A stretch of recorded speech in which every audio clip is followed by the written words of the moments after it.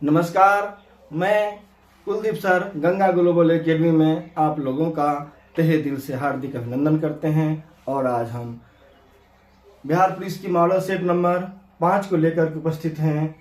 आप लोग मेरे साथ जुड़ें और जुड़ करके इस मॉडल सेट को बनाएं। यह मॉडल सेट आप लोगों के परीक्षा के लिए बहुत ही महत्वपूर्ण है और मेरा चैनल गंगा ग्लोबल एकेडमी निश्चित रूप से आपको सफलता दिलाने में महत्वपूर्ण भूमिका निभाएंगे। इसलिए मेरे चैनल से जुड़ें, मेरे चैनल को सब्सक्राइब करें, लाइक करें और कमेंट सेक्शन में जाके कमेंट करें। अब चलते हैं हम आज के इस सेशन में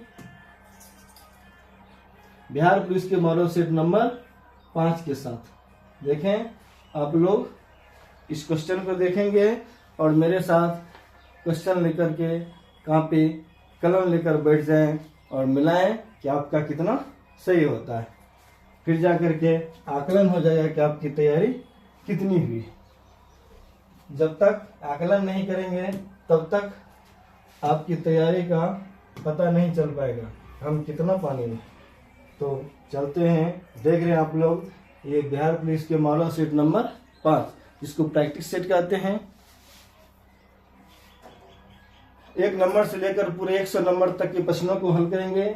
नंबर 1 में देख रहे हैं हिंदी से प्रश्न है और हिंदी से निश्चित तौर से प्रश्न पूछे जाते हैं। और यह चैनल पर हिंदी के बहुत सारे अध्याय को विस्तार से पढ़ाया गया है, उसके ऑब्जेक्टिव प्रश्न को भी बताने का प्रयास किया गया है। आप इस चैनल से जुड़ें और हिंदी के क्षेत्र में जो भी प्रश्न है उसे पढ़ करके आसानी से हल करने में सफल हो पाएंगे। पहला प्रश्न है कि चूरन का तत्सम क्या। हम जानते हैं संस्कृत के मूल शब्दों को तत्सम कहते हैं। चूरन का तत्सम चूर्ण हो जाएगा। 1 का सही जवाब ऑप्शन नंबर 2। नंबर 2 है निम्नलिखित में से कौन सा शब्द निशीथ का पर्यायवाची नहीं पूछ रहा है। निशीथ का पर्यायवाची है रजनी, निशा, रात्रि। ये सब निशीथ का पर्यायवाची है, लेकिन तम जो है इसका पर्यायवाची नहीं है, नहीं पूछा गया था। नहीं वाला प्रश्न का सही ध्यान दे करके बनाएंगे, क्योंकि हम लोग समझ लेते हैं है वहां नहीं पर ध्यान नहीं देते हैं, जिसके कारण आंसर गलत हो जाता है। प्रश्न नंबर 3 है तिमिर शब्द का विलोम क्या है। इसमें विलोम खोजना है तिमिर का। 1 में है आलोक, 2 में किरण, 3 रंगीन और 4 रंगहीन। तो तिमिर का उल्टा यानी तिमिर का विलोम क्या है? आलोक होता है। तिमिर का विलोम आलोक होता है। प्रश्न नंबर 4 है कौन सा वाक्य शुद्ध है। शुद्ध वाक्यों का इसमें से चयन करना है। 1 में सुरेश को एक पाती लिखना। 2 नंबर में सुरेश ने एक पाती लिखनी। ये लिखनी कर देते तो यही गलत हुई। चलिए, सुरेश के लिए एक पत्र लिखनी है। सुरेश के लिए पत्र लिखना है, ये लिखने वाला भी गलती हो गया। इसका सबसे सटीक जवाब ऑप्शन नंबर 4 है। सुरेश के लिए पत्र लिखना है। सुरेश के लिए पत्र लिखना है। चलते हैं अगला प्रश्न नंबर लेते हैं 5 और ये 5 नंबर प्रश्न है। ध्यान से देखिए, लिखा हुआ है किस क्रमांक के वाक्य में निजवाचक सर्वनाम है। मेरे चैनल पर जब जाएंगे आप लोग सर्वनाम अध्याय को पढ़ेंगे, उसमें इसकी परिभाषाएं, इसके भेद और सर्वनाम से संबंधित जितने भी प्रश्न हैं ऑब्जेक्टिव टाइप का, जो कि किसी भी परीक्षा में पूछी जा सकती है, वहाँ दिया हुआ है, समझाया गया है। सर्वनाम चैप्टर को जरूर पढ़ लेंगे। इसमें लिखा है कि निजवाचक सर्वनाम है, हम लोग जानते हैं जिससे निजता का बोध हो ही निजवाचक होता है।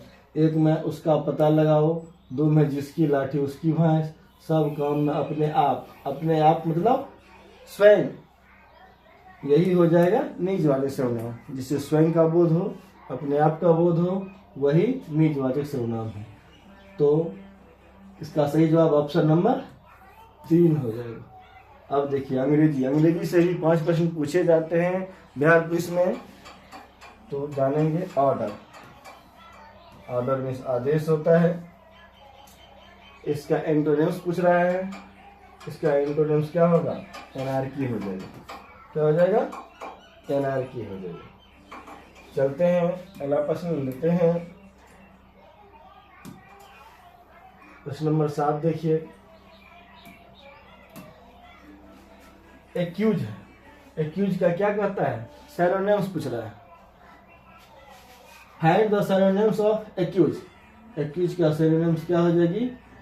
इम्पीच हो जाएगी। क्या हो जाएगी? इम्पीच हो जाएगी। 8 में choose the suitable option that describes the meaning of the word of phrase printed in italic in the following sentence. इसमें everybody is worried about his bread and butter these days. इसका सही जवाब क्या हो जाएगा? इसका सही जवाब खोजेंगे। 1 में है प्रमोशनल हैप्पीनेस, 2 में है कंफर्टेबल लिविंग, 3 में है मनी मेकिंग, 4 में है मीन्स ऑफ लवलीहुड। इसका सही जवाब हो जाएगा यही ऑप्शन नंबर 4। चलते हैं नेक्स्ट प्रश्न लेते हैं और ये नेक्स्ट प्रश्न है प्रश्न नंबर 9। देखिए ये 9 नंबर प्रश्न है, ध्यान से देखिए। इसमें कह रहा है कि fill in the gap with correct form of verb. Verb भरना है, क्रिया यानी कोलंबस, यहाँ डैश है अमेरिका, तो इसमें क्या होगा? डिस्कवर, डिस्कवर ये हो जाएगा। कोलंबस डिस्कवर्ड अमेरिका, कोलंबस ने अमेरिका की खोज किया। Choose the most suitable preposition. 10 number प्रश्न में प्रीपोजिशन भरना है। कहता है he will inquire what the matter. इसमें क्या भरेगा? He will inquire into the matter, into the matter, into the matter. 10 का सही जवाब ऑप्शन नंबर 3। ये देखिए सोशल साइंस प्रश्न है। प्रश्न नंबर 11 है, कहते हैं निम्नलिखित में से कहाँ स्तूप नहीं है? ये देखिए सांची में स्तूप है, धमेख में भी है, भरूच में है, लेकिन रांची में क्या है? नहीं है। रांची में नहीं है। इसका सही जवाब क्या हो जाएगा? रांची बिल्कुल सही जवाब हो जाएगा। रांची में किसी भी प्रकार का स्तूप नहीं है। इसका सही जवाब ऑप्शन नंबर 1 हो जाएगा। चलते हैं अगली प्रश्न की ओर। प्रश्न नंबर कह रहा है 12 नंबर प्रश्न देखिए। लिखी हुई है निम्नलिखित में से कौन सी पुस्तक जवाहरलाल नेहरू की नहीं है? नहीं की बात करते हैं, नहीं। डिस्कवरी ऑफ इंडिया, ये तो जवाहरलाल नेहरू ही लिखे हैं, Nehru. My experiment with truth, ये लिखे हैं MK गांधी। शायद आप लोग को आंसर मिल गया होगा। एन ऑटोबायोग्राफी, ये भी है JL नेहरू का। ग्लिम्सेज ऑफ वर्ल्ड हिस्ट्री, ये भी है JL नेहरू। इस प्रकार आप लोगों ने देखा। इसका सही जवाब क्या हो जाएगा? नहीं कह रहा है my experiment with truth, Jawaharlal Nehru ने नहीं लिखा। या कौन लिखा है? महात्मा गांधी ने लिखा। 13 में लोकतांत्रिक केंद्रीकरण किसकी महत्वपूर्ण विशिष्टता है? 1 में साम्यवादी राज्य की, दूसरा है लोकतांत्रिक राज्य की, तीसरा सर्वसत्तात्मक राज्य की, चौथा समाजवादी राज्य की। लोकतंत्रात्मक केंद्रीकरण ये जो है साम्यवादी राज्य की एक विशिष्टता है, साम्यवादी राज्य की, साम्यवादी राज्य की। चलते हैं अगली प्रश्न की ओर। प्रश्न नंबर 14 है, भारत के संविधान में भारत को किस रूप में वर्णित किया गया? भारत संविधान भारत को क्या कहा गया है? यानी परिसंघ कहा गया है, दूसरा परिसंकल्प, तीसरा एकात्मक, चौथा राज्यों का संघ। तो भारत एक राज्यों का संघ होगा, यही बिल्कुल सही जवाब है ऑप्शन नंबर 4। 15 है छाया मंत्रिमंडल। छाया मंत्रिमंडल किसकी प्रशासनिक विशिष्ट व्यवस्था की विशिष्टता है? यानी किस देश की प्रशासनिक व्यवस्था की विशिष्टता है? 1 में ब्रिटेन, 2 में संयुक्त राज्य अमेरिका, 3 में फ्रांस, 4 में जापान। इसका आंसर क्या होगा? इसका आंसर हो जाएगा ब्रिटेन। ब्रिटेन में जो है छाया मंत्रिमंडल प्रचलित है, वहाँ की ये प्रशासनिक व्यवस्था की विशेषता है। चलते हैं प्रश्न नंबर 16, आप लोग देख रहे हैं स्क्रीन पर, और ये प्रश्न नंबर 16 है, रूसी क्रांति का प्रारंभ किस शहर से हुई? रूसी क्रांति का प्रारंभ, तो रूस की राजधानी तो हम लोग जान रहे हैं मॉस्को, रूस की राजधानी क्या है? मॉस्को। लेकिन यहाँ है कि ये रूसी क्रांति का प्रारंभ कहाँ से हुआ? एक में सेंट पीटर्सबर्ग, दूसरा मॉस्को, तीसरा कजान, चौथा ओडेसा। 16 का सही जवाब सेंट पीटर्सबर्ग से रूसी क्रांति का प्रारंभ हुआ था। 17 में है, दिल्ली में हुमायूं ने निम्नलिखित में से किस शहर का निर्माण किया?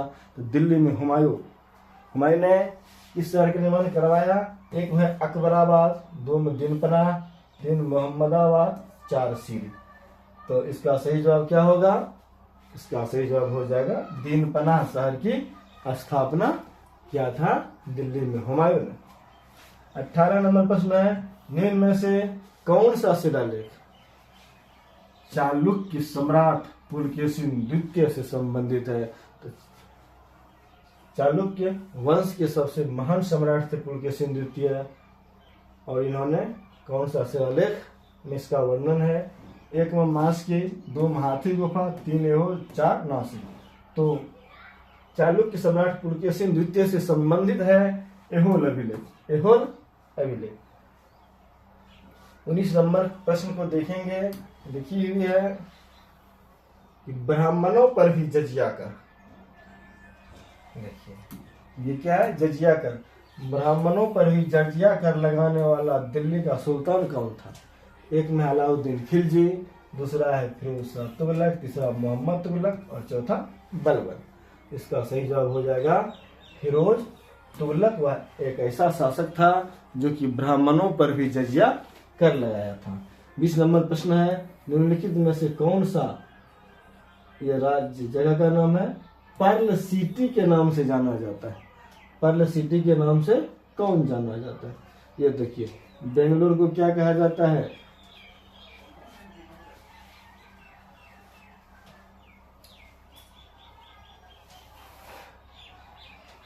बेंगलुरु को क्या कहते हैं? सिलिकन सिटी कहते हैं। क्या कहते हैं? सिलिकन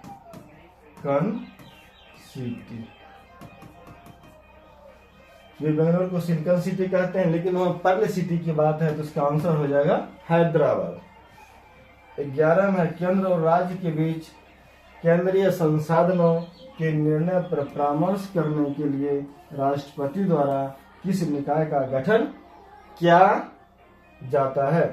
केंद्र और राज्य के बीच केंद्रीय संसाधनों के निर्णय पर परामर्श करने के लिए राष्ट्रपति द्वारा किस निकाय का गठन किया जाता है? 1 में टैरिफ आयोग, 2 में वित्त आयोग, 3 में योजना आयोग। इसका सही जवाब हो जाएगा वित्त आयोग। क्या हो जाएगा? वित्त आयोग। चलते हैं प्रश्न नंबर अगला लेंगे, और यह प्रश्न नंबर 22 है। ये 22 नंबर प्रश्न में देखिए, बहुत ही आसान प्रश्न है लेकिन समझने के योग्य है। Rider cup. राइडर कप किस खेल के खिलाड़ियों को दिया जाता है? राइडर कप किस खेल के खिलाड़ियों को दिया जाता है? 1 में बेसबॉल, 2 में बास्केटबॉल, 3 में ताश, 4 में गोल्फ। तो जान लीजिए राइडर कप इससे संबंधित है गोल्फ से। इसका सही जवाब ऑप्शन नंबर 4। तो इसमें गौतम बुद्ध का जन्म स्थान, ये कहाँ जन्म स्थान है? लुम्बिनी इसका जन्म स्थान। पूछेंगे गौतम बुद्ध का जन्म कहाँ है? लुम्बिनी।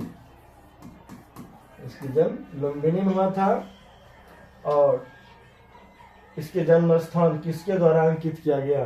1 में बौद्ध मठ के द्वारा, दूसरा में अशोक मौर्य का रुक्मिणी देवी स्तंभ, तीसरा मूर्ति, और चौथा पीपल का वृक्ष। पीपल का वृक्ष तो ज्ञान से संबंधित है, क्योंकि पीपल वृक्ष के पास क्या होता है? इसको ज्ञान की प्राप्ति हुआ था। इसका सही जवाब हो जाएगा अशोक मौर्य का रुक्मिणी देवी स्तंभ। कहेंगे गौतम बुद्ध को ज्ञान की प्राप्ति कहाँ हुआ था? गौतम बुद्ध को ज्ञान की प्राप्ति हुई थी कहाँ में? बोध गया में। कहाँ में? बोध गया में। वह जगह कहाँ था? बोध गया था। और बोध गया में विष्णुपद मंदिर भी है। आपसे पूछेंगे विष्णुपदी मंदिर काम है, ये भी गया में हो जाएगा। और क्या हो जाएगा, भगवान बुद्ध को जो ज्ञान की प्राप्ति हुई वह स्थान था बोध गया। और किस नदी के किनारे, निरंजना नदी के तट पर, निरंजना नदी के तट पर, निरंजना नदी के तट पर, ठीक है। पीपल वृक्ष के नीचे, पीपल वृक्ष के नीचे, वैशाख के पूर्णिमा के दिन 6 वर्षों की कठिन तपस्या के बाद उसे ज्ञान की प्राप्ति हुई। और जब ज्ञान की प्राप्ति हुई तब वह सबसे अधिक जो है उपदेश सारनाथ में दिए थे, ठीक है। ये जगह है निरंजना नदी के तट पर। और गौतम बुद्ध के जन्म का वर्णन कहाँ मिलता है, अशोक मौर्य के रुक्मिणी स्तंभ में। प्रश्न नंबर अगला लेते हैं।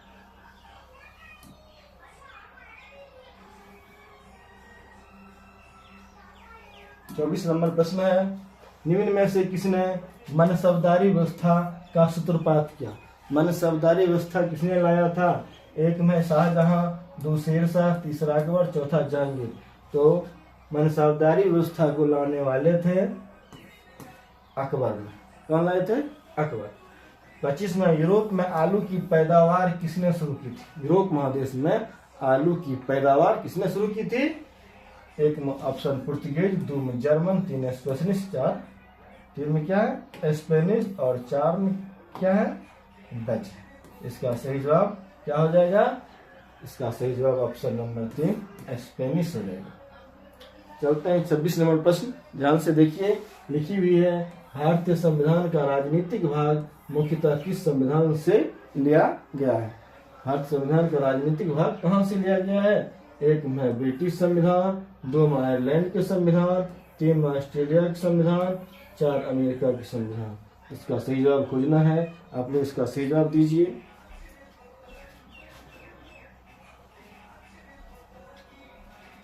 इसका सही जवाब हो जाएगा ब्रिटिश संविधान से। ऑप्शन नंबर 1 बिल्कुल इसका सही जवाब है।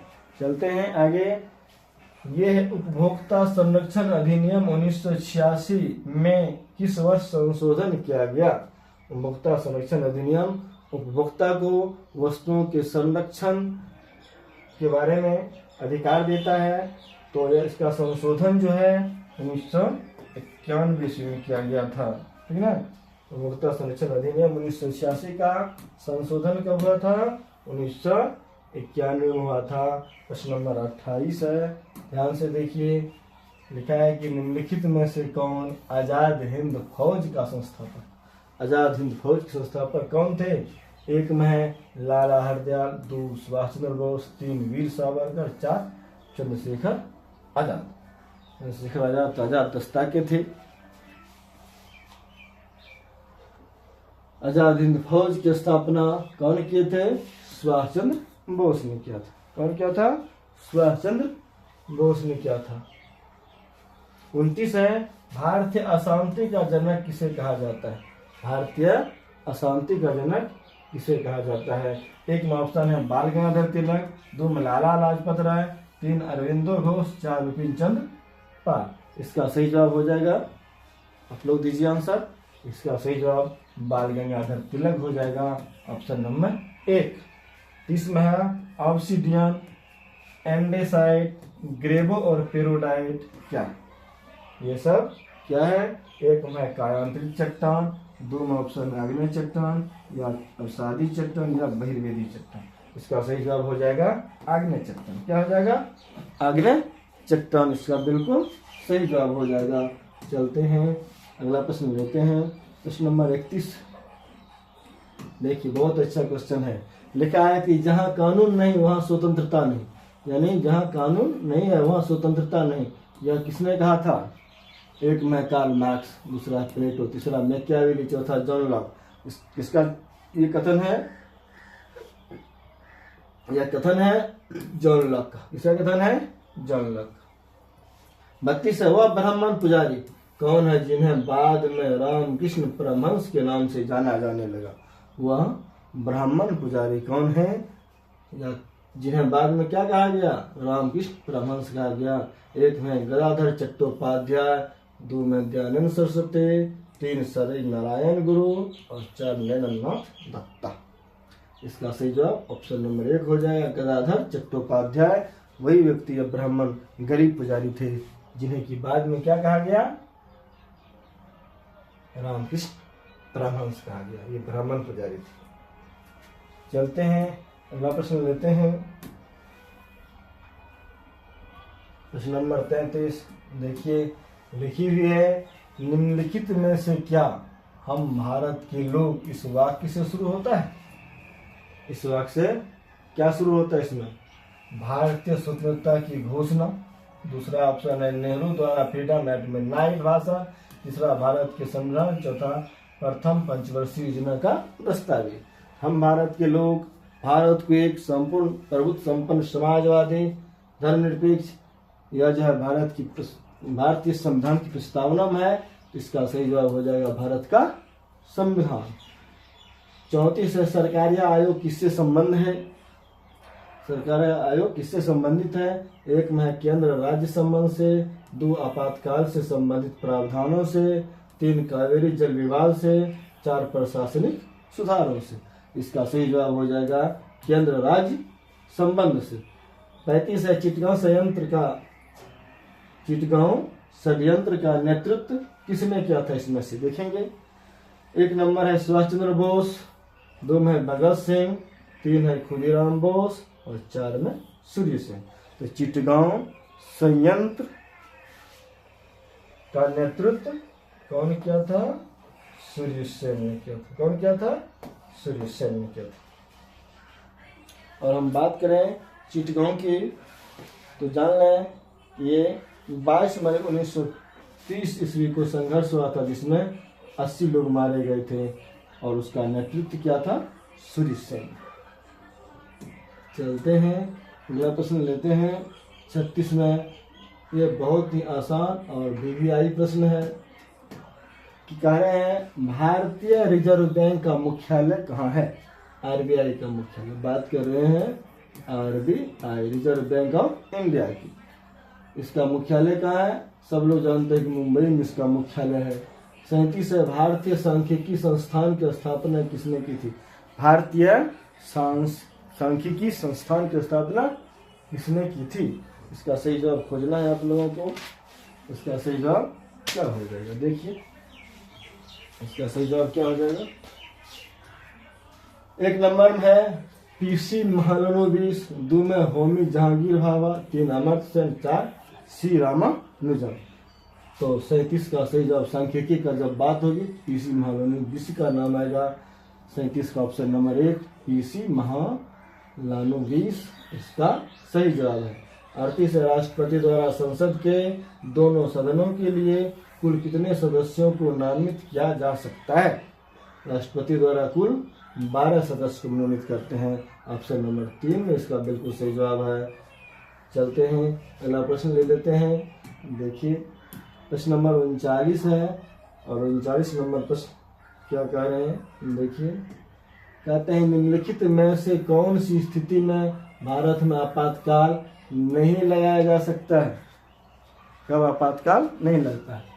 वित्तीय संकट होने पर लग सकता है, राष्ट्रपति द्वारा सरकार भंग किए जाने पर, कानून व्यवस्था जब भंग हो जाएगा तो इसमें भी राष्ट्रपति शासन लगता है, आपातकाल लग जाता है, युद्ध अथवा बाहरी खतरा के संकट आने पर भी क्या होता है? आपातकाल लगता है।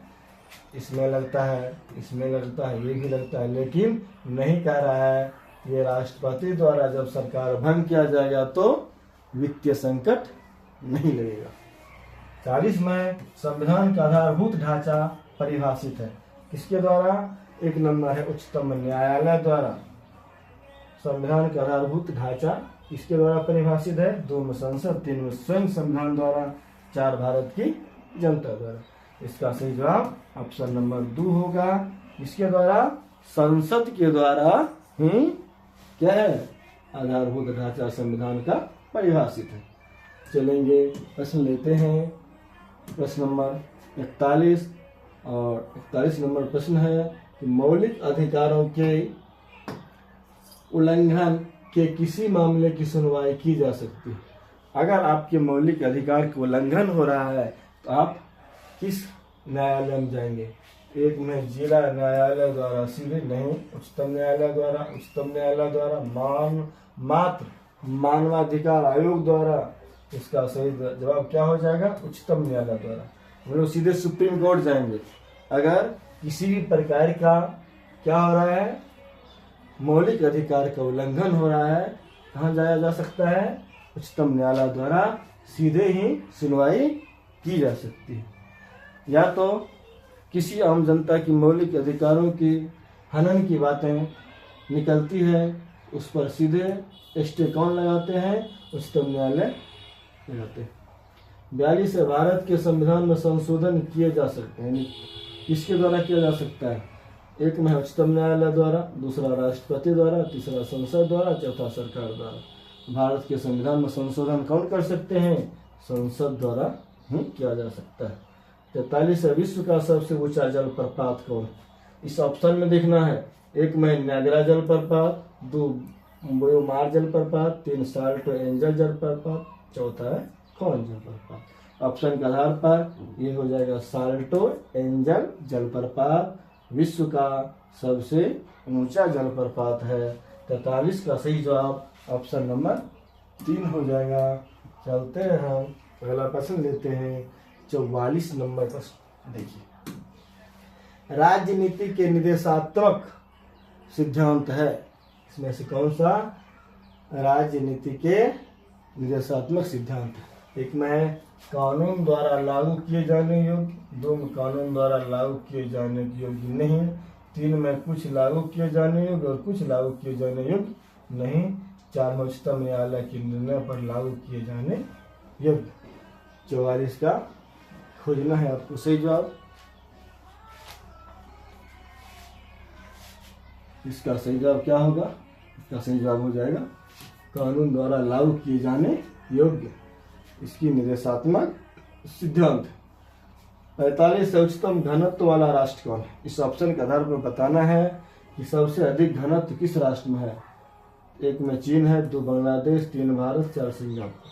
जनसंख्या में सबसे ज्यादा अभी चीन है, लेकिन उच्चतम घनत्व की बात करें तो ऑप्शन के आधार पर बांग्लादेश सर्वाधिक उच्चतम घनत्व वाला क्या है? राष्ट्र है। और इसकी बात कर लें तो कंफर्म बात हो जाए, यहाँ जो है 1114 व्यक्ति प्रति वर्ग किलोमीटर है, प्रति वर्ग किलोमीटर 1134। 45 नंबर का 1114 व्यक्ति, 1114 व्यक्ति क्या है? प्रति वर्ग किलोमीटर है। लेकिन संसार की अगर बात करें तो सबसे अधिक घनत्व वाला राष्ट्र, यानी विश्व में लिख दें, विश्व में सर्वाधिक घनत्व वाला देश कौन है? विश्व में सर्वाधिक घनत्व वाला देश की बात करें तो वह हो जाएगा, उसका आंसर हम बता दें आपको कि वह हो जाएगा मोनाको। मोनाको देश, उस देश का नाम क्या है? मोनाको। मोनाको। यहाँ 25,000 और कितना है? 25,718 व्यक्ति प्रति वर्ग किलोमीटर निवास करते हैं, प्रति वर्ग किलोमीटर निवास करते हैं। याद रखेंगे बांग्लादेश में मात्र 1114 व्यक्ति प्रति वर्ग किलोमीटर है। अगर बात करें भारत में, भारत में बिहार की बात करें तो बिहार में घनत्व कितनी है? 1106 व्यक्ति प्रति वर्ग किलोमीटर, 1106 व्यक्ति। 8 व्यक्ति ज्यादा है, कोई बहुत ज्यादा बात नहीं है, लेकिन विश्व में सर्वाधिक घनत्व वाला देश है मोनाको। 25,718 व्यक्ति प्रति वर्ग किलोमीटर से मोनाको देश में लोग निवास करते हैं। चलते हैं। अब देखिए बिहार सामान्य ज्ञान से प्रश्न है।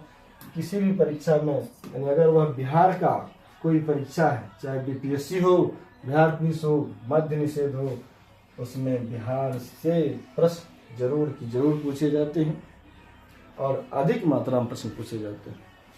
देखिए प्रश्न नंबर 46 से शुरू हुआ है कि भारत भ्रमण पर आने वाले यानी आए हुए ने किस नगर का विस्तृत विवरणी अपनी यात्रा में वृत्तांतों में क्या, उसकी यात्रा वृत्तांत का किताब है वृत्तांत, तो उसमें हुएनसांग ने किस नगर का विस्तृत विवरणी किया है। 1 नंबर में पाटलिपुत्र पटना, 2 में वैशाली, 3 मुंगेर, 4 भागलपुर। इसका सही जवाब क्या हो जाएगा? 46 का सही जवाब खोजिए आप लोग। इसका सही जवाब हो जाएगा पाटलिपुत्र। क्या होगा? पाटलिपुत्र। 47 नंबर प्रश्न है, बिहार में नुहानी राज्य का संस्थापक कौन था? नुहानी राज्य के संस्थापक बिहार में कौन था? 1 में जलाल खान नुहानी, 2 में मोहम्मद शाह नुहानी, 3 दौलत खान लोधी, 4 दरिया खान नुहानी। इसका सही जवाब आप लोगों को खोजना है 47 का। खोजिए आप लोग सही जवाब इसका। ऑप्शन के आधार पर इसका सही जवाब मोहम्मद शाह नुहानी हो जाएगा। इसका बिल्कुल सही जवाब ऑप्शन नंबर 2 हो जाएगा, मोहम्मद शाह नुहानी। चलते हैं अगला प्रश्न लेते हैं। हम मॉडल सेट 5 को हल कर रहे हैं। 48 है, बिहार में ब्रिटिश सत्ता का सर्वाधिक विरोध किसने किया था? आजादी से पहले की बात हो रही है कि बिहार में ब्रिटिश सत्ता का सर्वाधिक विरोध किसने किया। 1 में कुंवर सिंह 1857 की क्रांति में बिहार का नेतृत्व किया था, कहां से? भोजपुर आरा से। 2 अलीवर्दी खां, 3 अली गौहर और 4 मीर कासिम। इसका सही जवाब अली गौहर हो जाएगा। कौन होगा? अली गौहर। कौन है? अली गौहर। और इन्होंने 1759 से लेकर के लगातार 1761 तक अंग्रेजों का विरोध करता रहा, ठीक ना। अंत में वह पराजित हो गया। 49 है, साइमन कमीशन के पटना आने से कुछ दिन पूर्व 6 दिसंबर 1928 को बिहार की प्रांतीय सम्मेलन पटना में हुआ था। बिहार प्रांतीय सम्मेलन पटना में हुआ था। इसकी अध्यक्षता किसने की थी? 1 नंबर में है श्री अनुग्रह नारायण सिंह, 2 में जगत नारायण लाल, 3 मजहरुल हक और 4 ब्रजकिशोर प्रसाद। इसका सही जवाब क्या होगा? देखिए इसका सही जवाब हो जाएगा ऑप्शन नंबर 1, श्री अनुग्रह नारायण सिंह। चलते हैं प्रश्न अगला लेते हैं। प्रश्न नंबर 50 कह रहे हैं कि नालंदा के सराय टीला में उत्खनन से क्या प्राप्त हुआ?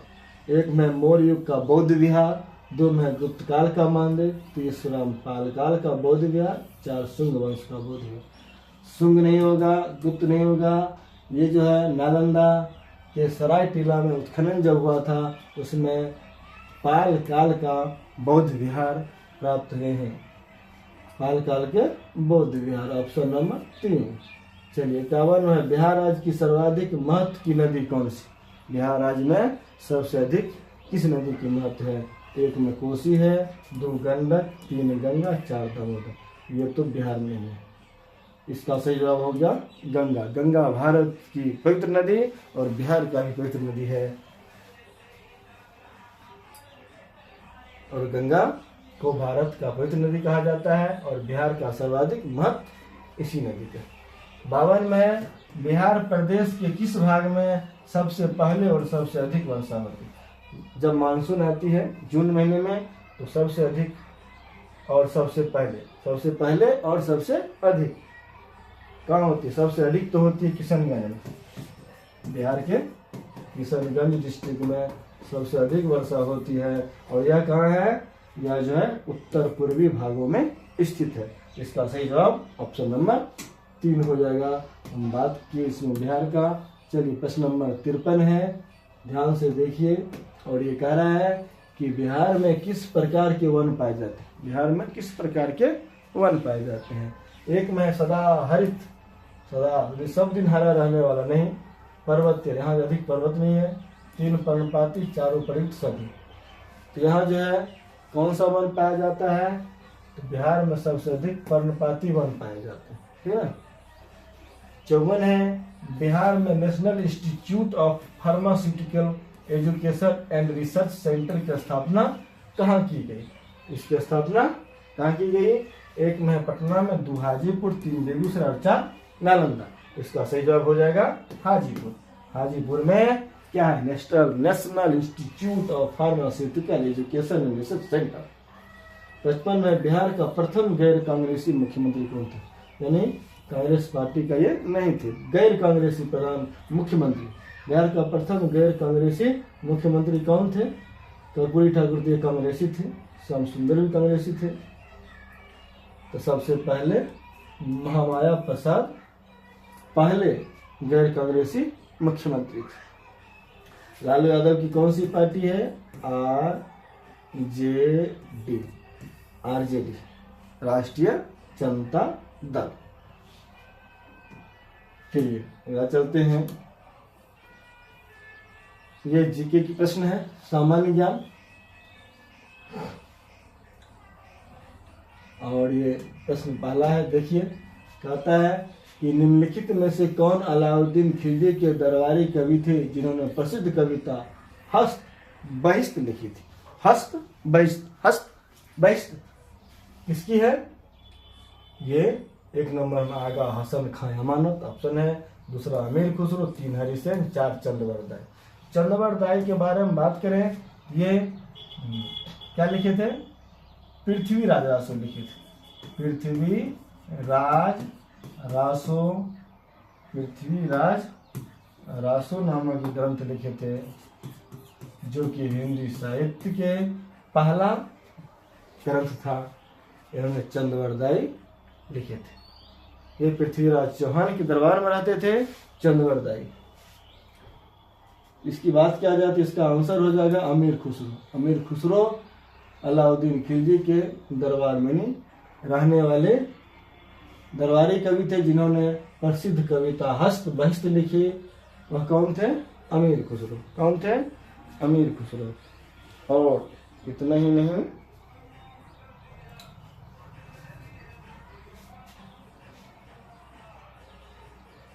अलाउद्दीन खिलजी वंश के शासक थे।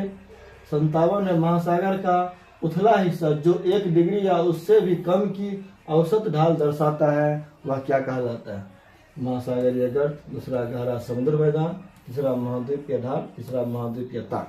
इसका सही जवाब क्या हो जाएगा, देखिए आप लोग, इसका सही जवाब हो जाएगा महाद्वीपीय ताक।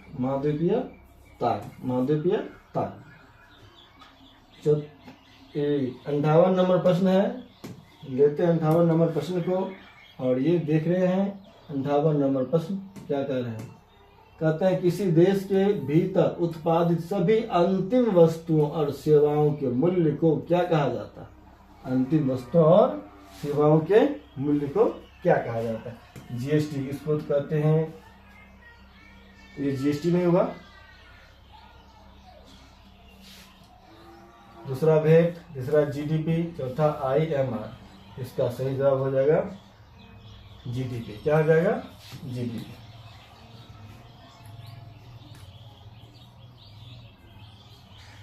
चलते हैं अगला प्रश्न।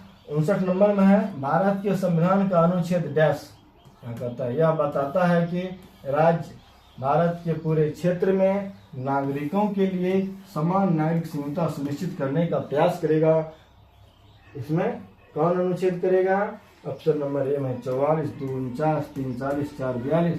तो वह जो है संविधान का अनुच्छेद 42 यह सुनिश्चित करेगा नागरिकों के लिए समान नागरिक संहिता निश्चित करने का प्रयास करेगा, अनुच्छेद 42। चलते हैं 60 नंबर में, कहते हैं कि निम्नलिखित में से कौन राष्ट्रीय आपदा प्रबंधन प्राधिकरण का पदेन अध्यक्ष होता है। कौन होता है, 1 में उपराष्ट्रपति, 2 में है राष्ट्रपति, 3 गृह मंत्री, 4 प्रधानमंत्री। इसका सही जवाब क्या हो जाएगा, प्रधानमंत्री। चलो क्या होगा, प्रधानमंत्री ही क्या है, राष्ट्रीय आपदा प्रबंधन प्राधिकरण का पद है, अध्यक्ष होता है प्रधानमंत्री। चलते हैं अगला प्रश्न लेते हैं। 61 है, सिंधु नदी संधि। आज का सुनते हैं सिंधु नदी जल विवाद। जब सिंधु नदी संधि हुआ था 1960 में, उसके अनुसार भारत सिंधु नदी प्रणाली का कितना पानी का इस्तेमाल कर सकता है। इसके अनुसार एक में ऑप्शन है 20%, 2 में 10, 3 में 25%, 4 में 15%। 1960 के सिंधु नदी संधि के आधार पर भारत को मात्र 20% पानी का इस्तेमाल करने का क्या था, अधिकार मिला था। 62 है, गांधी जी ने वर्ष डैश में किस वर्ष अहमदाबाद में सूती मिल श्रमिकों के साथ लेकर के सूती मिल श्रमिकों को साथ लेकर के एक सत्याग्रह का आयोजन किया था, वह ईस्वी बताना है। गांधी जी ने अहमदाबाद गुजरात में 1918 ईस्वी में, कब ने 1918 ईस्वी में क्या किया था, श्रमिकों को साथ दिया। श्रमिकों का मांग था कि 50% वेतन वृद्धि की जाए, लेकिन सूती मिल मालिकों ने मना कर दिया। उसके बाद गांधी जी सूती मिल श्रमिकों के साथ मिलकर के आमरण अनशन पर बैठ गया, हड़ताल पर बैठ गया। अंत में उसे जीत मिली, और जीत मिलने के बाद क्या हुआ, उसे 35% उसे आरक्षण मिला, यानी 35% वृद्धि हुई। 50% वृद्धि नहीं हुई, लेकिन उसके वेतन में 35% की वृद्धि हुई। 63 है, ताजमहल आगरा शहर में डैश नदी के तट पर स्थित है। ताजमहल कहाँ में है, आगरा शहर में, किस नदी पर, यमुना नदी के तट पर है। और ताजमहल का निर्माण कौन करवाया था, शाहजहां ने करवाया था। कौन, शाहजहां। शाहजहां ने इसलिए करवाया था, शाहजहां अपनी पत्नी बेगम मुमताज महल की याद में उसकी निर्माण कराए थे। और यह यमुना नदी के तट पर है, और आजकल ये एक पर्यटन स्थल बन गया। चलते हैं अगला प्रश्न लेते हैं। 64 नंबर प्रश्न कह रहा है कि भारत और पाकिस्तान के बीच निम्नलिखित में से किस समझौते को नेहरू लियाकत समझौते के रूप में जाना जाता है। एक नंबर में ऑप्शन है अल्पसंख्यकों की सुरक्षा और अधिकारों को लेकर भारत और पाकिस्तान के बीच समझौता। दूसरा कह रहा है भारत और पाकिस्तान के बीच दोहरे कराधान से बचने के लिए समझौता। तीसरा है रेल यातायात को फिर से शुरू करने के संबंध में भारत और पाकिस्तान के बीच समझौता। चौथा, भारत और पाकिस्तान के बीच हवाई सेवाओं से संबंधित समझौता। इसका सही जवाब क्या होगा, एक नंबर हो जाएगा अल्पसंख्यकों की सुरक्षा और अधिकारों को लेकर भारत और पाकिस्तान के बीच में समझौता हुआ था। चलते हैं अगला प्रश्न लेते हैं।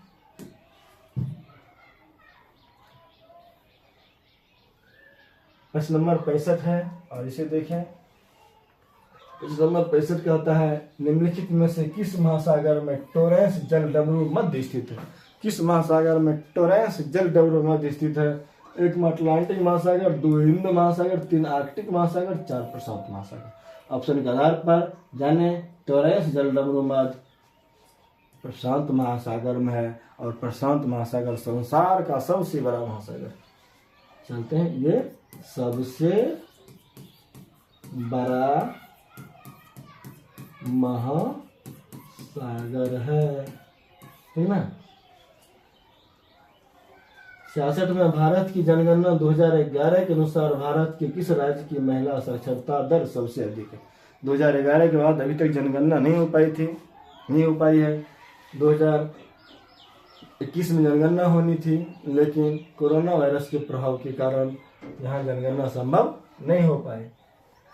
अभी तक 2011 की जनगणना के अनुसार ही हम लोग सब कुछ देखते आ रहे हैं, पढ़ते आ रहे हैं। 2011 की जनगणना के अनुसार किस राज्य की महिला साक्षरता दर सबसे अधिक है। इसका सही जवाब हो जाएगा केरल। केरल में सबसे अधिक साक्षरता दर है और बता दें इसका कितना है, तो इसका सही सही जवाब हो जाएगा, केरल की साक्षरता दर की बात करें 91.93.91 93.91% उसकी साक्षरता दर है।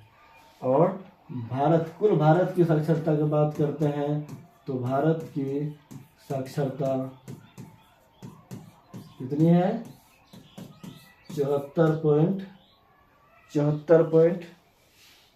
74.04%। अगर इसी में बिहार की साक्षरता दर की बात करें, बिहार की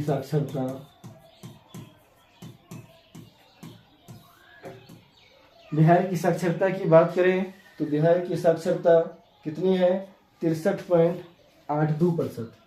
63.82% के साथ भारत के सबसे अंतिम पायदान पर है, यानी कि अंतिम पायदान पर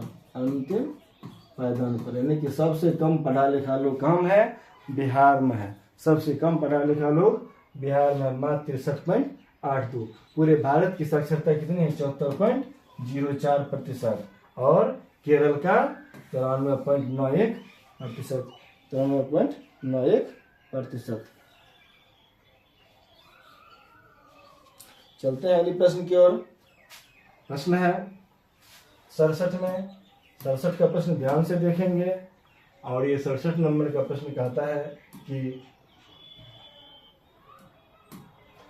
2 अक्टूबर को डैश के रूप में मनाया जाता है। 2 अक्टूबर को गांधी जी का जन्मदिन भी है। यहाँ गांधी जी का जन्म दिवस नहीं दिया हुआ है, लेकिन गांधी जी सत्य और अहिंसा के पुजारी थे और सत्य और अहिंसा के बल पर ही देश को आज़ाद कराने में महत्वपूर्ण भूमिका निभाए। तो इसके जन्मदिन को अंतर्राष्ट्रीय अहिंसा दिवस के रूप में मनाया जाता है। चलते हैं 68 में। चाली, झुमरा, नादुभंगी किस भारतीय शास्त्रीय नृत्य शैली से संबंधित है? ये जो है, 1 में कथकली, 2 सत्रिया, 3 मणिपुरी, 4 कुचिपुड़ी। इसका चाली, झुमरा और नादुभंगी क्या है, सत्रिय नृत्य शैली से संबंधित है। सत्रिय नृत्य शैली से संबंधित है। चलते हैं अगला प्रश्न लेते हैं। प्रश्न अगला कहता है कि ये प्रश्न देख रहे हैं, ये प्रश्न भारतीय राष्ट्रीय कांग्रेस की स्थापना किस वर्ष में? ये बेहतरीन प्रश्न है, आसान भी है। भारतीय राष्ट्रीय कांग्रेस की स्थापना 1885 ईस्वी में हुआ था। कहाँ हुआ था? मुंबई में हुआ था।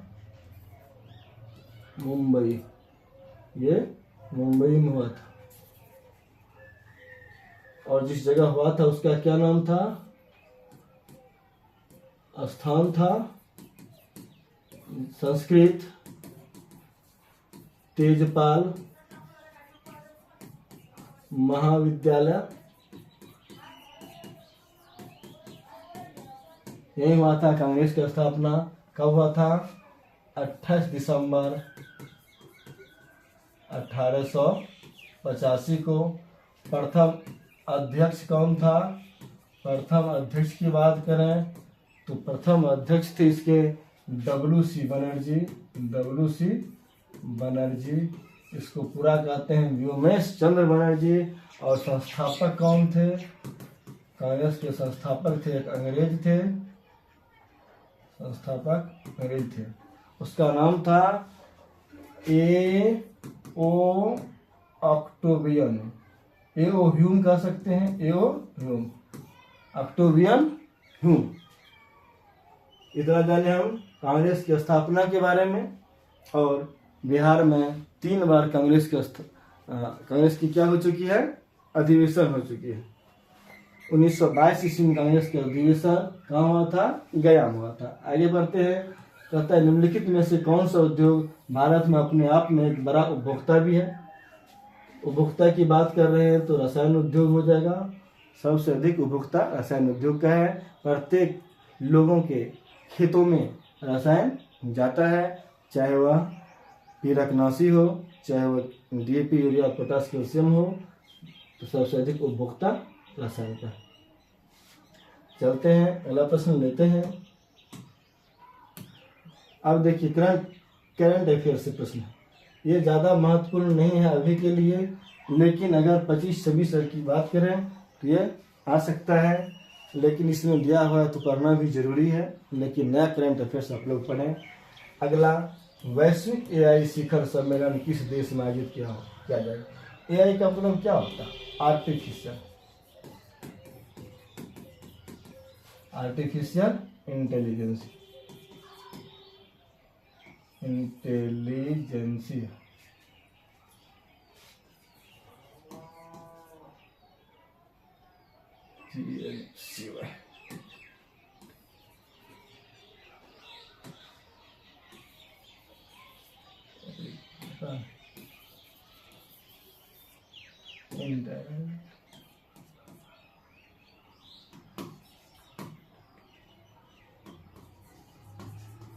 इंटेलिजेंस, आर्टिफिशियल इंटेलिजेंस इसका होता है फुल फॉर्म एआई का।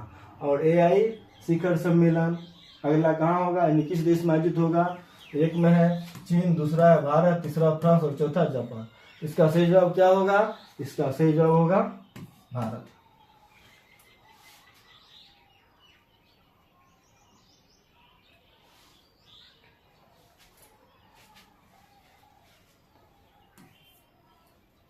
बहत्तर है, आयकर स्लैब के संबंध में केंद्रीय बजट 2025-26 में कौन सा प्रमुख कर सुधार पेश किया गया?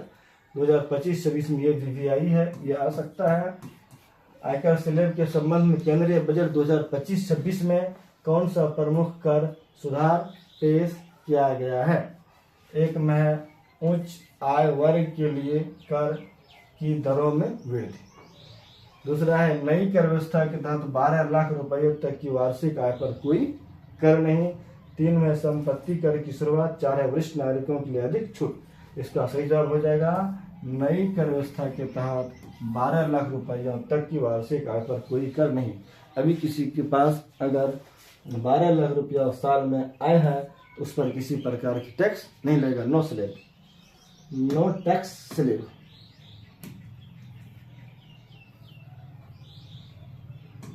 73 नंबर प्रश्न है, किन देशों में औपचारिक रूप से क्षेत्रीय ब्लॉक इकोवास को छोड़ दिया गया? किन देशों ने क्या क्या औपचारिक रूप से क्षेत्रीय ब्लॉक इकोवास को छोड़ दिया है? इसका सही जवाब 1 नंबर में नाइजर, दूसरा माली, तीसरा बुर्किना फासो, चौथा सही। इसका सही जवाब क्या हो जाएगा? इसका सही जवाब बुर्किना फासो हुआ। और बुर्किना फासो क्या क्या है? औपचारिक रूप से क्षेत्रीय ब्लॉक इकोवास को छोड़ दिया। 74 है, क्रिस्टीन कार्ला कंगालू को भारत द्वारा प्रवासी भारतीय सम्मान पुरस्कार दिया गया। क्रिस्टीन कार्ला कंगालू को भारत द्वारा क्या है?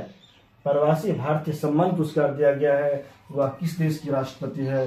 1 नंबर त्रिनिदाद और टोबैगो, 2 म्यांमार, 3 स्वीडन, 4 वेनेजुएला।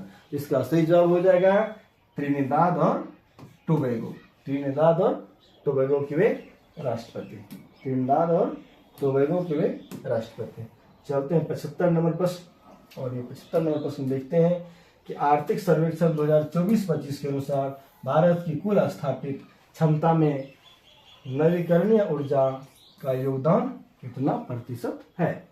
इसका पूछेगा नहीं, इम्पोर्टेंट नहीं है, क्योंकि अब 24-25 नहीं पूछेगा, अब 25-26 पूछेगा या 26-27 पूछेगा, तो इसे जानना बहुत ही महत्वपूर्ण नहीं है। लेकिन इसका सही जवाब क्या हो जाएगा?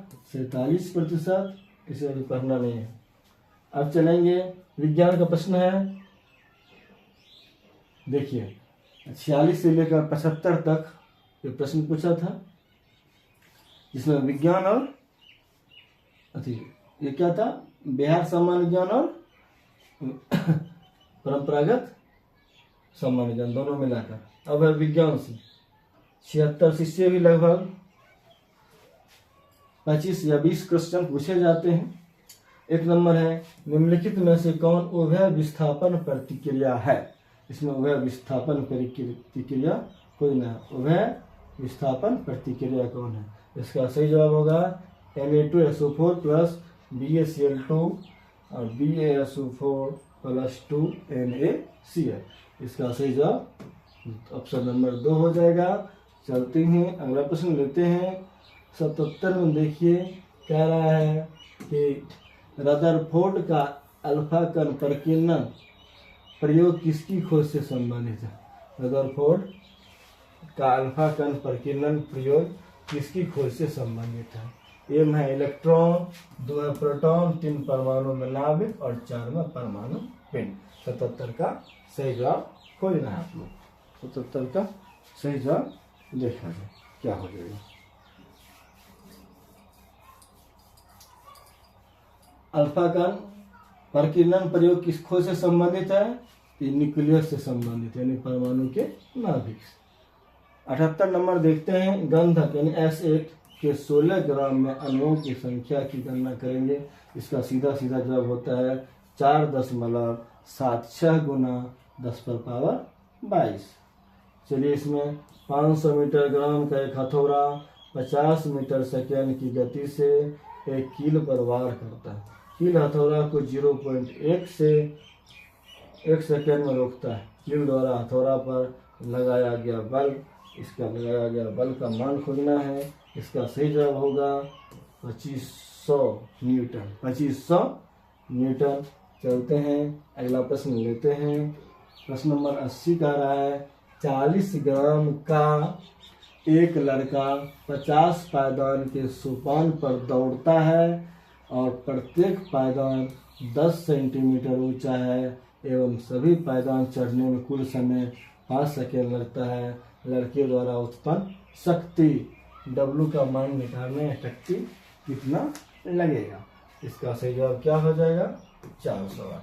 इसको हल करेंगे। इसका सही जवाब 400 वाट होगा।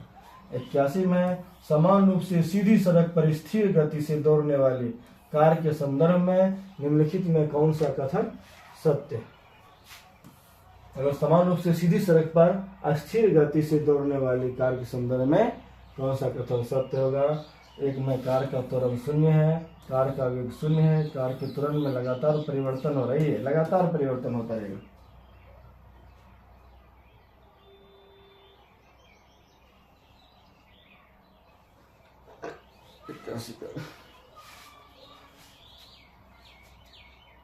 त्वरण में नहीं, वेग में परिवर्तन होगा। क्या होगा? वेग में परिवर्तन। त्वरण में परिवर्तन नहीं होगा, वेग में परिवर्तन होगा।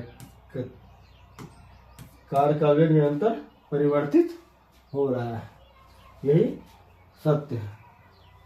चलते हैं प्रश्न नंबर 82 को ले लें। 82 नंबर प्रश्न देखिए लिखा है निम्न में से क्या प्रकाश के वायुमंडलीय अपवर्तन का परिणाम नहीं है? एक में सूर्य का सूर्यास्त के समय लाल दिखाई देना, रातों में तारों की टिमटिमाहट, सूर्य के आकाश में अपनी वास्तविक ऊंचाई से ज्यादा ऊंचाई पर दिखना, सूर्य का अपने वास्तविक ऊर्जा से 2 या 3 मिनट पहले दिखाई देना। यहाँ नहीं पूछ रहा है। लाल दिखाई देना ये तो है, रात में तारों का टिमटिमाना, सूर्य के आकाश में अपनी वास्तविक ऊंचाई से ज्यादा दिखना ये है, सूर्य का अपने वास्तविक ऊर्जा से 2 या 3 मिनट पहले दिखाई पड़ना। लेकिन ये होगा आंसर, क्योंकि नहीं पूछ रहा है तो प्रकाश के वायुमंडलीय अपवर्तन का परिणाम नहीं है रातों में तारों का टिमटिमाना। रातों में तारों का टिमटिमाना ये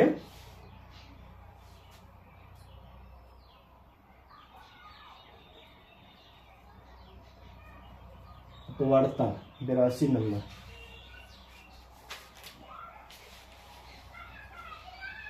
ये गलत है। प्रकाश के वायुमंडलीय अपवर्तन का परिणाम नहीं है सूर्य का सूर्यास्त के समय लाल दिखना। ये तो है, ये तो बिल्कुल है, इसमें कोई शक नहीं। ये है पॉजिटिव कह सकते हैं। ये है 2 में रात में तारों का टिमटिमाहट, ये भी होता है।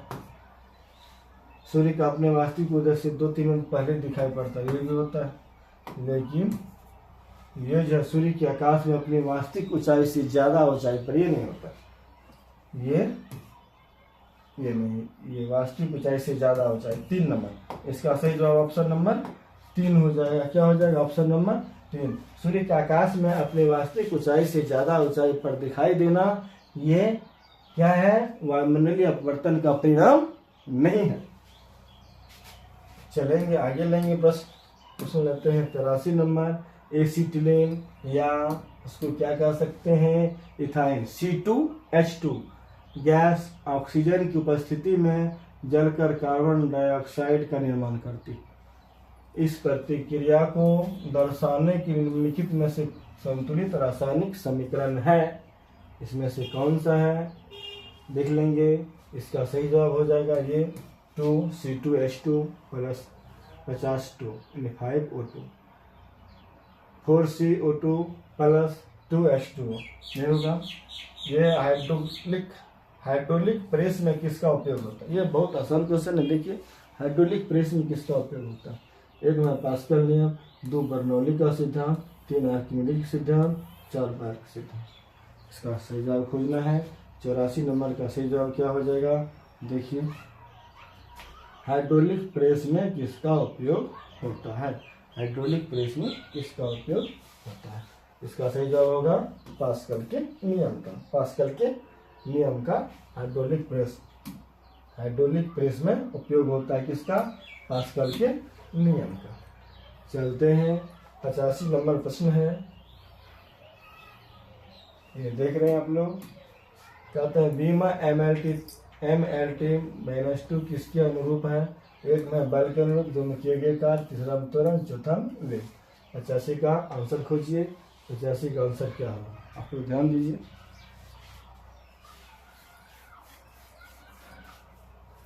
इसका सही जवाब होगा बल का, क्या हो जाएगा, बल का। ये देखिए दिखाई नहीं पड़ रहा है, आगे बढ़ाते हैं इसको। प्रश्न नंबर 86 है और 86 नंबर प्रश्न देख रहे हैं, सही युग्म रसायन एवं उसका रासायनिक सूत्र का चयन करना है। इसका सही कौन है, रसायन का नाम और उसका सूत्र, इसका चयन करना है। देखिए 1 में है प्लास्टर ऑफ पेरिस,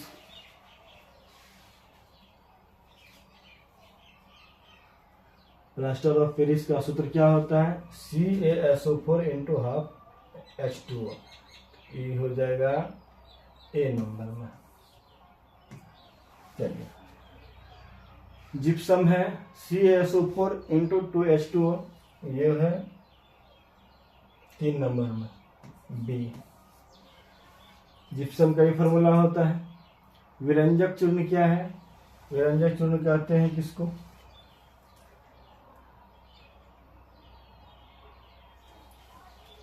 विरंजक चूर्ण कहते हैं CaOCl2 को, CaOCl2 को, ये हो गया C। और प्लास्टर ऑफ पेरिस क्या हो गया, ये हो गया CaOH, 1 नंबर। A का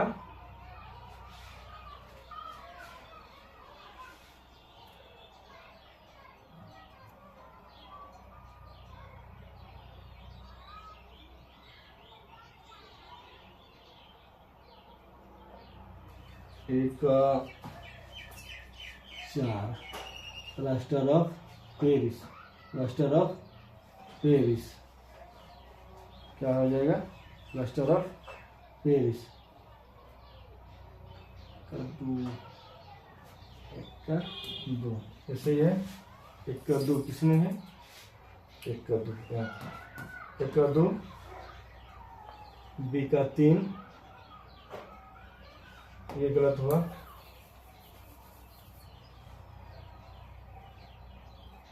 एक का यहाँ 2, ठीक है।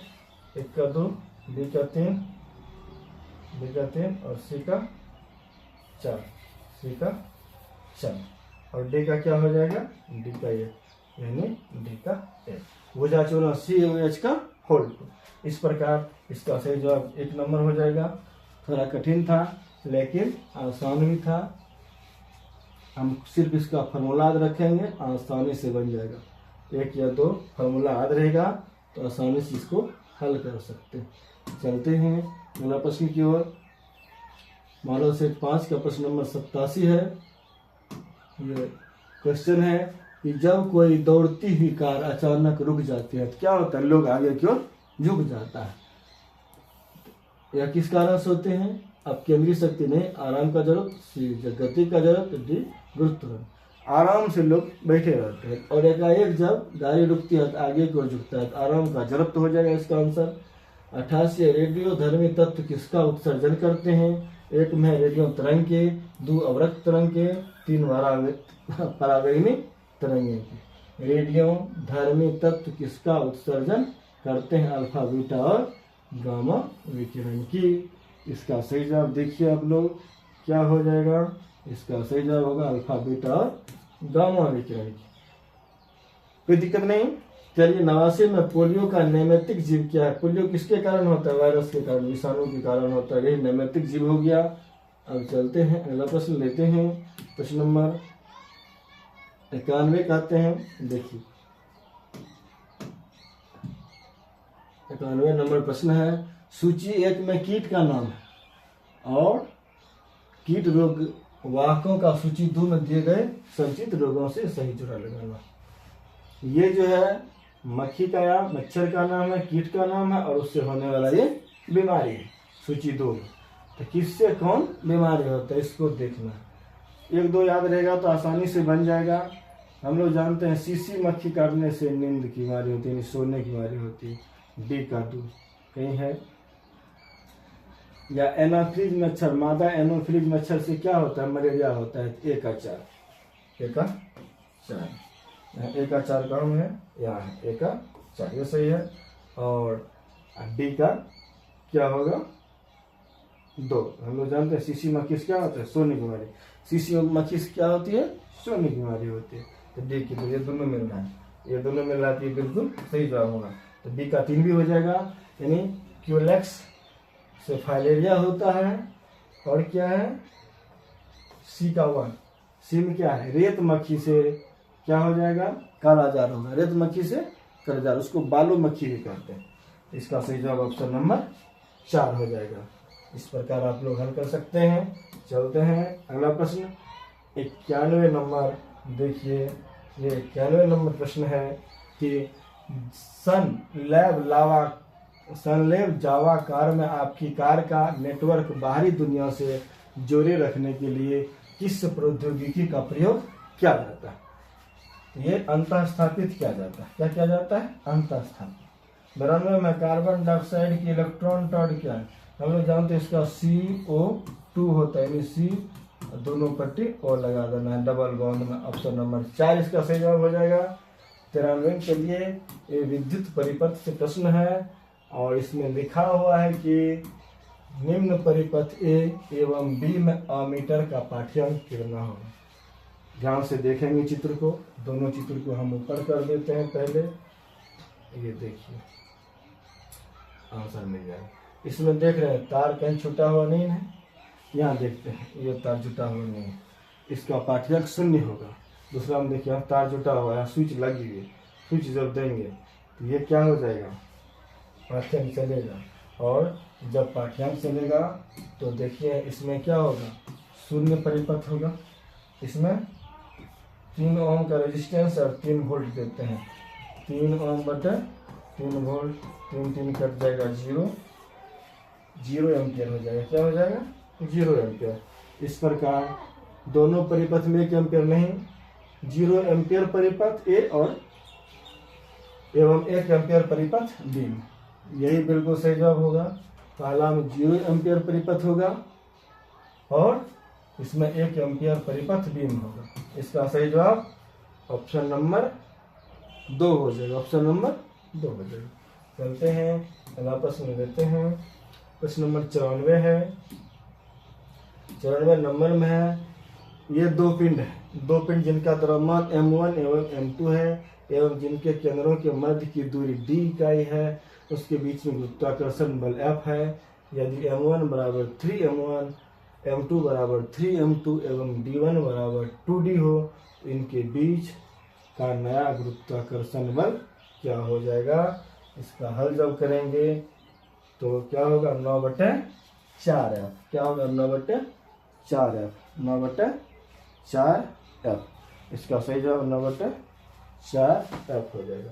अब अगला प्रश्न है, देखते हैं 95 नंबर प्रश्न। और ये बहुत ही अच्छा प्रश्न है। नोड तथा संलग्न एंटीनोड के मध्य दूरी 30 सेंटीमीटर है, तो तरंग कितनी दीर्घ होगी? तरंग कितनी दीर्घ होगी? तरंग कितनी दीर्घ होगी? इसका सही जवाब क्या हो जाएगा? इसका 120 सेंटीमीटर हो जाएगा। हल कर लेंगे। चलते हैं अब मैथ का प्रश्न है। देख रहे हैं गणित बहुत महत्वपूर्ण है। और ये देखिए, गणित में आप 100% अंक अर्जित कर सकते हैं। कहते हैं 2 सेंटीमीटर त्रिज्या एवं 2 सेंटीमीटर त्रिज्या एवं 2 सेंटीमीटर ऊंचाई वाले लंबवृत्तीय बेलन का आयतन निकालना है। तो बेलन का आयतन क्या होता है? Pi r square h. Pi r square h होता है। इसको जब हल कर देंगे 22/7, आर का मान 2, इसको 2 बार लिखेंगे, एच का मान भी 2, और इसको जब हल कर लेंगे इसका हो जाएगा, नीचा में तो सामने 176 है, 2 दूनी 4 दूनी 8 दूनी 16, 6, ये 5 वाला तो होगा नहीं। अब ये बचा 76 और नीचा में 7 भी होना चाहिए। तो ऑप्शन नंबर 3 इसका बिल्कुल सही जवाब हो जाएगा। बड़ी आसान था, पूरा हल करने की आवश्यकता नहीं पड़ी। 97 नंबर प्रश्न है। ये देखिए क्वेश्चन है, 4 अंकों की सबसे बड़ी संख्या ज्ञात कीजिए जो 14, 30 और 42 से विभाज्य है। आप लोग सबसे पहले इसका क्या करेंगे? लघुत्तम ले लेंगे। क्या लेंगे? लघुत्तम। और इसका जब लघुत्तम लेंगे तो क्या होगा आंसर? 14, 30, 42 का आप लघुत्तम लेंगे। और जब लघुत्तम ले लेंगे इसका लघुत्तम हो जाएगा 210। कितना हो जाएगा? हल करके देख लेंगे। 210 होगा। और कहता है 4 अंकों को सबसे बड़ी संख्या ज्ञात करना है। तो 4 को 9 लिख देंगे और उसमें 210 से भाग दे देंगे, तो शेष आ जाएगा 129। क्या आ जाएगा शेष? 129 शेष आ जाएगा। और तब क्या करेंगे? 129 को हम इसमें से घटा देंगे। 9,999 घटा 129 कर देंगे, तो इतना 9870 इसका आंसर हो जाएगा। और 9870 ऑप्शन नंबर 1 में है, यही इसका बिल्कुल सही जवाब हो जाएगा। तो इस प्रकार आप हल कर लेंगे। चलिए अब प्रश्न है अगला, 98 नंबर में है, 2 क्रमिक छूट मिल जाने से सीमा को, 2 मतलब लगातार छूट मिल जाने से सीमा को 200 रुपये के अंकित मूल्य वाली एक कमीज 153 रुपये में मिल जाती है। पहली छूट पता नहीं, लेकिन दूसरी छूट है 15%। तो पहली छूट कितनी है? मान लेंगे, माना कि